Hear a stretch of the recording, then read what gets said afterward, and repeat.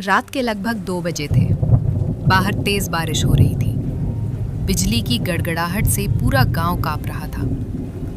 सरकारी अस्पताल के छोटे से प्रसूति कक्ष में डॉक्टर और नर्सें एक माँ और उसके होने वाले बच्चे की जान बचाने की कोशिश कर रहे थे। बेटा हुआ है, नर्स ने मुस्कुराते हुए कहा, लेकिन अगले ही पल डॉक्टर का चेहरा बदल गया।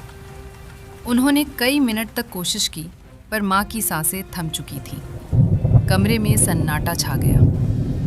नर्स ने बच्चे को गोद में उठाया और धीमे स्वर में कहा, बेटा तुम्हारी पहली सांस ने तुम्हारी माँ की आखिरी सांस ले ली। अस्पताल के बाहर खड़ा पिता ये खबर सुनते ही जमीन पर घुटनों के बल गिर पड़ा।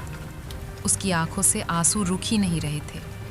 एक तरफ उसकी बाहों में उसका नवजात बेटा था और दूसरी तरफ उसकी पत्नी हमेशा के लिए उसे छोड़ चुकी थी। मैं वादा करता हूँ, चाहे पूरी दुनिया तुम्हारे खिलाफ हो जाए, मैं तुम्हें कभी अकेला नहीं छोड़ूंगा।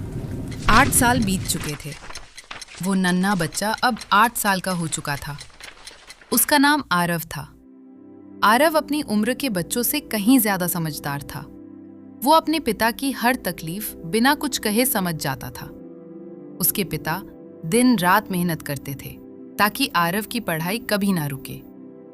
पैसे कम थे, लेकिन उन्होंने कभी उसके सपनों पर असर नहीं पड़ने दिया। हर शाम पिता काम से लौटते तो आरव अपनी पढ़ाई पूरी करके उनका इंतजार करता। एक दिन पिता बहुत थके हुए घर आए। उनके हाथों पर मेहनत के निशान साफ दिखाई दे रहे थे। आरव तुरंत उनके पास गया, उन्हें पानी दिया और बोला, पापा आप इतना काम मत किया करो, मैं अच्छी तरह पढ़ूंगा। बड़ा होकर आपकी सारी मेहनत का फल आपको दूंगा। पिता की आंखें नम हो गईं। उन्होंने मुस्कुराते हुए कहा, बेटा मुझे बस इतना चाहिए कि तुम एक अच्छे इंसान बनो, बाकी सब अपने आप मिल जाएगा। आरव ने मुस्कुराकर जवाब दिया, मैं वादा करता हूँ पापा, मैं आपको कभी निराश नहीं करूंगा। उस छोटे से घर में ज्यादा सुविधाएं नहीं थी, लेकिन वहां एक चीज भरपूर थी, पिता और बेटे का अटूट प्यार। उस रात खाना खाने के बाद आरव अपने पिता के साथ बैठा था। आरव ने धीरे से पूछा, पापा जब हमें कोई बहुत बड़ी परेशानी आए तब क्या करना चाहिए? उसके पिता हल्का सा मुस्कुराए और बोले, बेटा हमेशा भगवान श्री कृष्ण पर विश्वास रखना।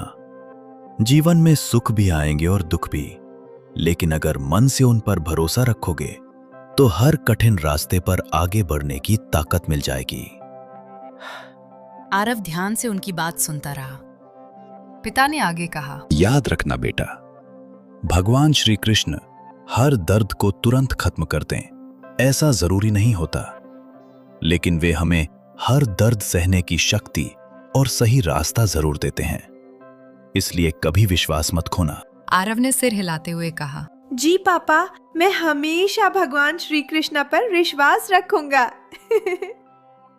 पिता मुस्कुराए। उस रात छोटे से घर में शांति थी और आरव के मन में अपने पिता की ये बात हमेशा के लिए बस गई। घर की हालत लगातार खराब होती जा रही थी। खर्च बढ़ रहे थे और आमदनी कम पड़ रही थी। आखिरकार मजबूर होकर आरव के पिता गांव के जमींदार की हवेली पहुंचे। जमींदार अपनी ऊंची कुर्सी पर बैठा हिसाब किताब देख रहा था। आरव के पिता ने हाथ जोड़कर कहा, मालिक मुझे कुछ पैसों की जरूरत है, कृपया मेरी मदद कर दीजिए।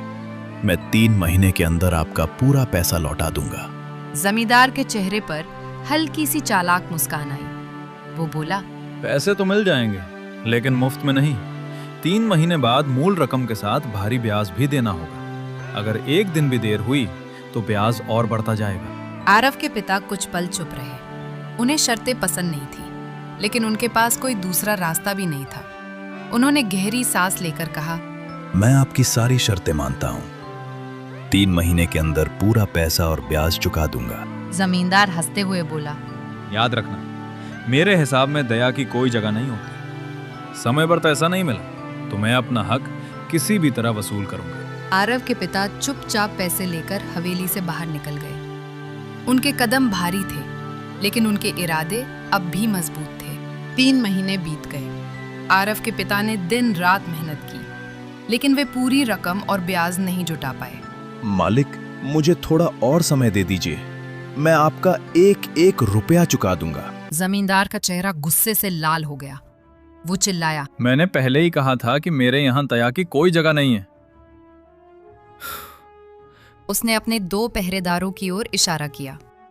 दोनों पहरेदारों ने आरव के पिता को धक्का दिया और बेरहमी से उनकी पिटाई शुरू कर दी। आरव के पिता बार बार कहते रहे, लेकिन जमींदार का दिल नहीं पसीजा। कुछ देर बाद उसने पहरेदारों को रुकने का आदेश दिया। आरव के पिता अधमरी हालत में जमीन पर पड़े थे। उनके शरीर पर चोट के कई निशान थे और मुश्किल से सांस। जमींदार के जाने के कुछ देर बाद आरव दौड़ता हुआ वहां पहुंचा।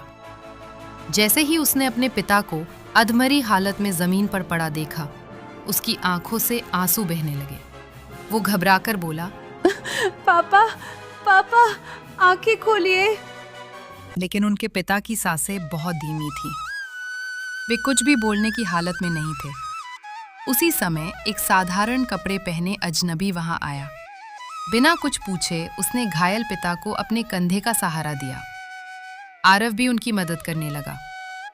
दोनों ने मिलकर किसी तरह आरव के पिता को घर पहुंचाया और बिस्तर पर लिटा दिया।